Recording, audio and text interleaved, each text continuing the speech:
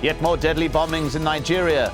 The Islamist extremist group known as Boko Haram says it is responsible. What lies behind these ongoing violent attacks in Africa's most populous country? And what is the government doing to stop them? This is Inside Story.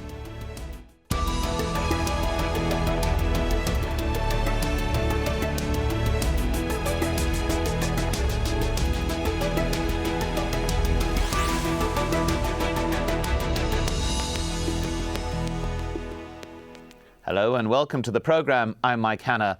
The Islamist group called Boko Haram says it planned and carried out a series of coordinated attacks at churches in Nigeria on Christmas Day, the most serious on the outskirts of the capital Abuja, claiming at least 30 lives. In all, as many as 40 people have been killed. The attacks took place days after nearly 70 people were killed in clashes between Nigerian security forces and Boko Haram gunmen in the country's northeast. Observers say the group, which has carried out dozens of violent attacks since its formation, is increasingly expanding the scope and sophistication of its operations. The Nigerian government is coming under heavy public criticism for its apparent inability to curb the attacks. This despite intensive military operations and multiple arrests of people claimed to be Boko Haram followers. From Abuja, Ahmed Idris reports. Anger and frustration in a tiny community on the outskirts of Nigeria's capital, Abuja. When the lone attacker arrived at St. Teresa Catholic Church, he was looking to cause maximum damage. But for the intervention of a policeman, he would have got his wish. So he detonated the device, leaving a huge crater in the middle of the street. The impact was devastating. About a dozen cars were destroyed. In some of them, entire families perished, just as they were leaving the first mass. Labaran Ahmed is the head of search and rescue operations of the Nigeria Emergency Management Agency. Yes, so many were evacuated. I told you when we got here, we took about 25 out of this place. And right now we have dispatched teams. One, to transfer victims that are critical to a better medical facility. But angry residents say the figure is much higher. They vent their anger on the failure of security agencies to protect them. Shortly after the final blessing, and there was an explosion, which took the lives of so many. You can see the vehicles by me, the whole family dying, husband and wife and their children. The vehicle in the front there, about 5 families were inside and all gone. A policeman was also killed in an exchange of fire between some attackers and security forces in the central Nigerian city of Jos. The military said the suspects were trying to attack a church. In the past week, dozens of lives were lost in similar attacks across Nigeria. Dialogue with Boko Haram is suggested. The government has taken steps in that direction, but the attacks have not stopped. And that is making Nigerians more afraid and angry. Ahmed Idris for Inside Story, Abuja, Nigeria.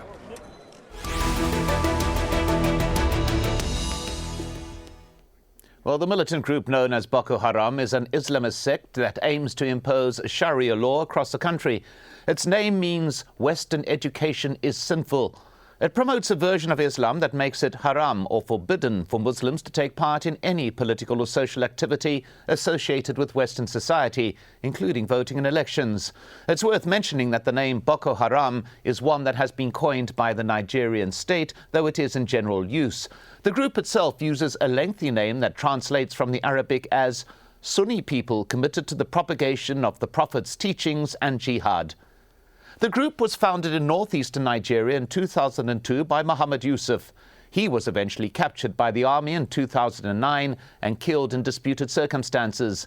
It regards the Nigerian state as being run by non-believers, even when the country did have a Muslim president. That's why it often targets the state security forces, government institutions, and also civilians. Its tactics were initially simple and localized to the north of Nigeria. Small arms used against regional targets in direct attacks or drive-by shootings. But increasingly its operations have become more sophisticated and widespread.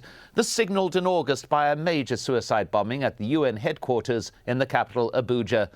Statements released by the group suggest it is trying to link itself to jihadists outside Nigeria.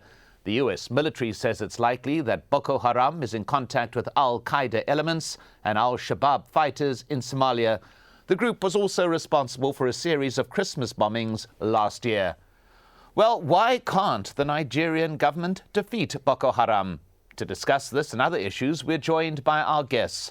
In London, Malam Garba Sani, a Nigerian Muslim political analyst. In Oxford, David Anderson, a professor of African politics at the University of Oxford. And also in London, Patrick Wilmot, a Nigerian writer and political commentator. Welcome to you all. Well, let's begin with Malam Garba Sani in London. And what signal do you believe is being sent in these attacks? Yes, this particular attack actually seemed to indicate, and the signal being sent not only to the government, to the people, and possibly observers, international observers, or those who are interested, is that Boko Haram, as the name is kind of well known by, is not only expanding in terms of its area of operation, but also in terms of targets, in terms of strength, in terms of overall ability to strike. However, it is only indicative of the sort of level of strength and ability that Boko Haram has. It hasn't yet kind of elaborate or disclose the strength of this organization yet. But it is a signal that is to be watched, and it is a signal that has taken the operation of this sect in a different dimension other than simply targeting government vehicles, government offices, and government personnel. It is now targeting not only innocent citizens, but Christians for that matter, and therefore bringing the kind of interreligious issue into the conflicts. Well, David Anderson in Oxford, what do you think the message is here? Well, I think these attacks, awful attacks, mostly on innocent civilians that we saw yesterday, are something of a gear change. But I think we have to realise that this follows a fortnight in which the Nigerian security forces have targeted the organisation and hit them very hard. So I think in these attacks we can see Boko Haram saying, well, look here, we're not finished yet, we can still mount attacks of our own. But the character of those attacks, they were pretty opportunistic. They were on pretty soft targets. This is a little different than some of the attacks we saw earlier in the year on police posts and security forces in the northeast. So I think it does show this is an organisation that's under some pressure, but is still capable of mounting attacks against targets. Well, Patrick Wilmot, what do you think about the method, the nature of these attacks that we've just seen? Well, Boko Haram is trying to create, the maximum, effect in terms of killing large numbers of people. I mean, the churches that were attacked, I mean, it was, people know that this was the day when lots and lots of Christians would be going out to church. The political effect is to create tensions within the ruling party itself, the PDP, which is a coalition of people from the north, the south, the east, the west, and also between Christians and Muslims. In the larger society itself, I mean, it aims to create more tension between Muslims and Christians, leading to a greater degree of segregation between the populations, because the Boko Haram believes that Nigeria should be, an Islamic state which is ruled by rigid Sharia law. And they get a lot of support from, places like Saudi Arabia and Kuwait. They have now linked up with, Al-Qaeda affiliates in places like the Niger Republic, Mali. Some of them have trained in Somalia. And a lot of weapons that came out of the problems that have been happening in the north of Africa, especially in Libya, has released enormous amounts of weapons and explosives. And some of these people who have come from North Africa and the Sahel region of West Africa have moved into Nigeria because in the last 2 years, between 2009 and 2011, the level of sophistication of the organization, the coordination, and also the quality of the weapons has increased tremendously. so that they have been able to mount coordinated attacks that have left quite large numbers of people dead among the security forces, among the civilian population, both Muslim and Christian. Well, Patrick, I would just like to take that point to Malam Garba Sani, the sophistication, the increasing level of sophistication of operations that is mentioned there by an organization that initially was a very local one. Now it does appear to be having a national and perhaps even wider regional agenda. Your view?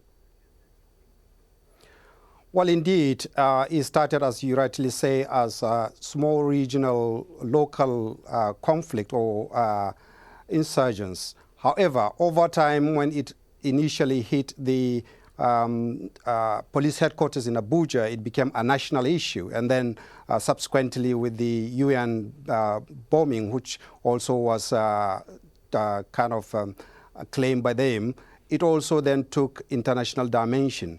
However, this sophistication and the level of weaponry that is being used is, has been linked to so many sources. As the last speaker was saying, that they have had links with not only Al-Qaeda and other Maghreb branches and even Somalia, but also the Libyan crisis that ended with weapons being all over that part of Africa.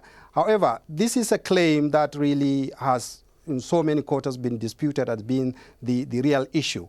Men, that is the Niger Delta militants, had so much weaponry, much more sophisticated than what we are seeing today.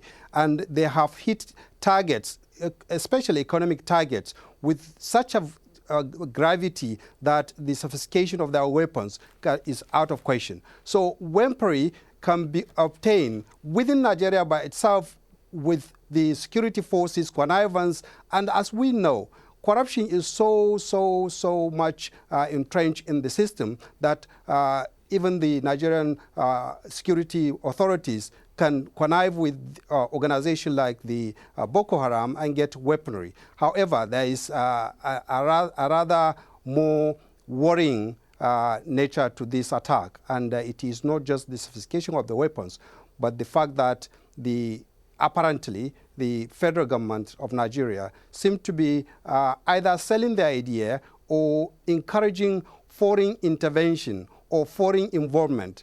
And that really is the worrying part. Well, and it is more... Malam, if I may interrupt you there, because that is a very important point that we will pick up a little bit later. But I'd like to go to David Anderson, who is nodding in agreement with your particular point that perhaps there are suppliers of weaponry. The sophistication does not necessarily have to be imported into Nigeria. Your view? I think that's right. I'm skeptical about the international connections, especially those suggested with Al-Qaeda and Somalia.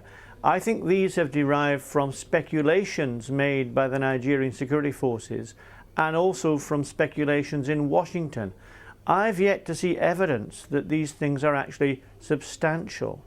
And I very much share the view that Nigeria does not need international intervention to have an insurrection of this kind. It has sufficient numbers of well-trained, experienced militias within the country. It has sufficient flows of arms within the country, so we don't need to look for large international conspiracies. But can I say on that front that it may be that politically, for some of Nigeria's politicians, those international explanations are helpful.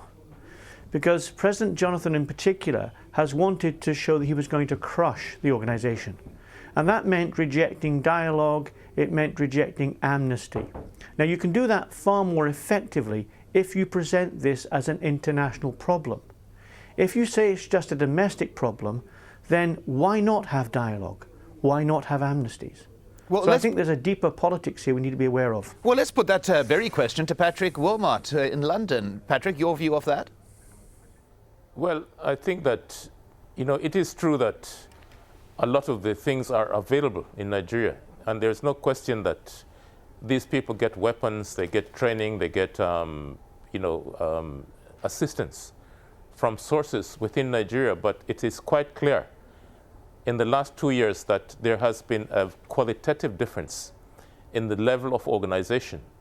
And I mean, you see the similarities of the type of organization that, for example, Al-Qaeda in the Maghreb and the people in the neighboring countries like, Mali, Niger, Chad, the kind of organization that these people have. It is quite clear that Nigerians who move back and forth across these borders, constantly, there is no doubt about it that they do have contacts.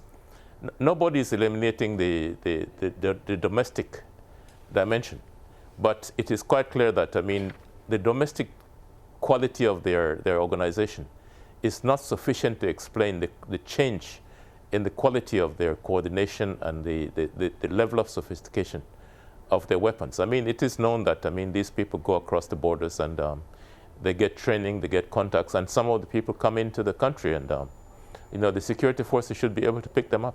Well, at this particular point, let's just take a look at a slightly wider view. As we mentioned, the leader of Boko Haram, Mohammed Yusuf, was killed by Nigerian security forces after being taken into custody in 2009.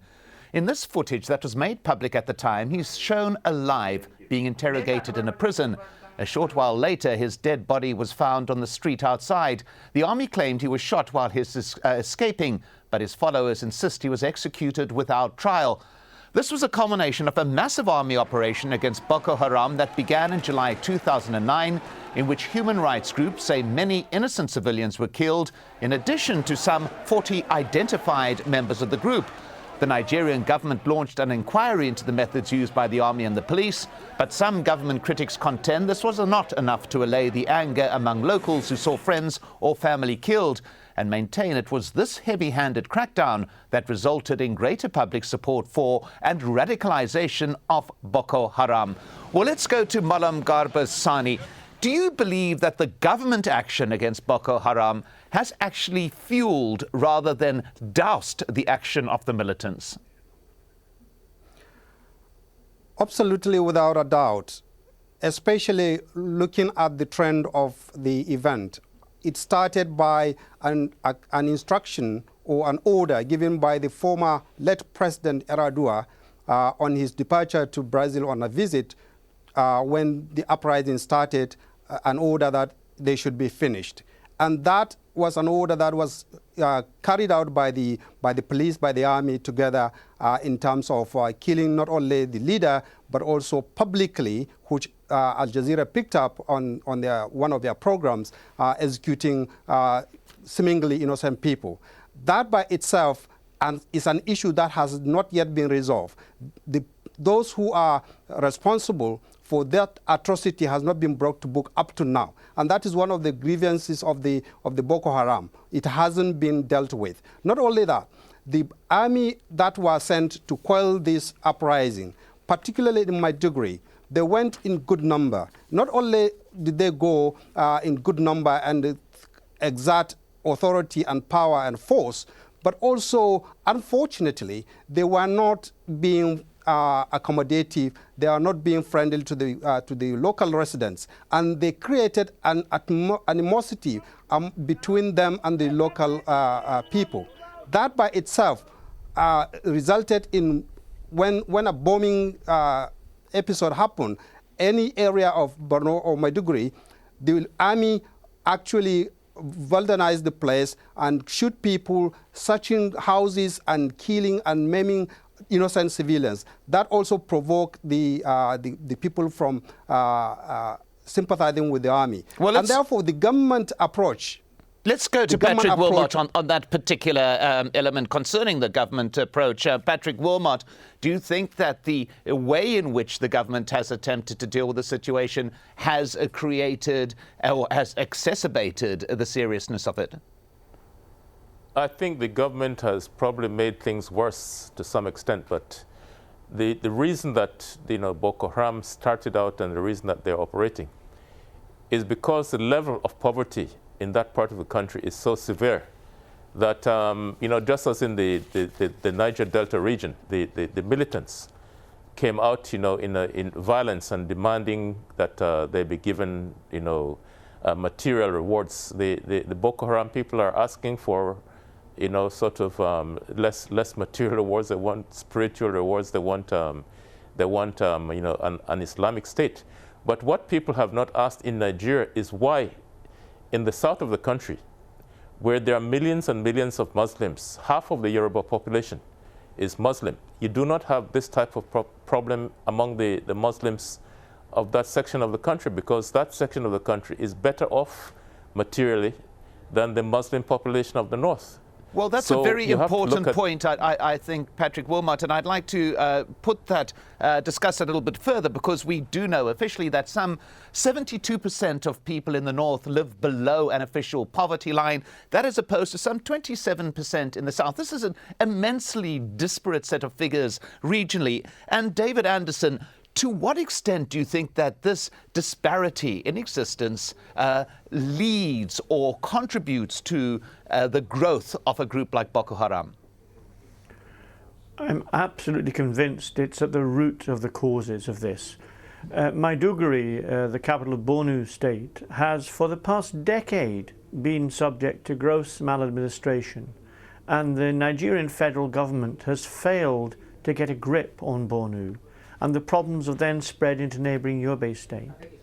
The northeast is a remote area that's been sorely and woefully neglected by the Nigerian state.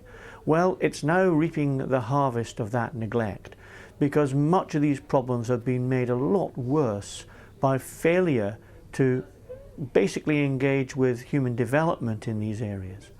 You've also seen violence yesterday in Jos in Plateau province, which again has now had more than 10 years of sectarian violence that the government simply hasn't got to grips with. Now, I know these problems are difficult, they are very difficult indeed, but there's been a tendency for politicians in the federal government simply to use sticking plaster over these problems and not to seek long-term solutions. Well, let's go to Malam Garba Sani on that particular point. Is this incompetence by the government, or is there a possibility of intention that it does not want to deal with the problem? It initially indicated some kind of wishful thinking that as local insurgents, it wouldn't last and it therefore will be quelled quite easily. That wishful thinking did not materialize, of course, as we see what's happening. It developed, therefore, into a much more serious situation, and the government only came to terms with it after the battle was taken to Abuja by the attack of the headquarters of the police in Abuja. But then, rather than looking at the issue as a more local and therefore looking at local solution through dialogue, through amnesty if need be, just as the case was with the Niger Delta situation, the government resolved into using violence against all advices from leaders of the local population that is in Borno, political leaders in that region, and even religious leaders who offered to really assist in terms of getting a kind of round-the-table discussion that would deal with the issue. Now, because it has failed to do that, now it has come to a point where they are actually kind of grabbing in the darkness in a confused strategy to deal with the issue. And that is what is being portrayed now. A final brief and very important question to David Anderson in Oxford. Is Boko Haram striking at those traditional fault lines in Nigerian society between Muslim and Christian? I think you've put your finger on it there. This is an easy politics to instrumentalize. It's easy to use sectarianism in Nigeria for these ends. And I think the attacks in Jos in particular yesterday showed how dangerous and how divisive that can be. The Nigerian government now needs to act, and act swiftly, but also judiciously in dealing with this. It may not be enough just to throw the army at the problem. It will need other strategies as well. Well, at that point, my thanks to our guests, Malam Garba Sani, David Anderson, and Patrick Wilmot.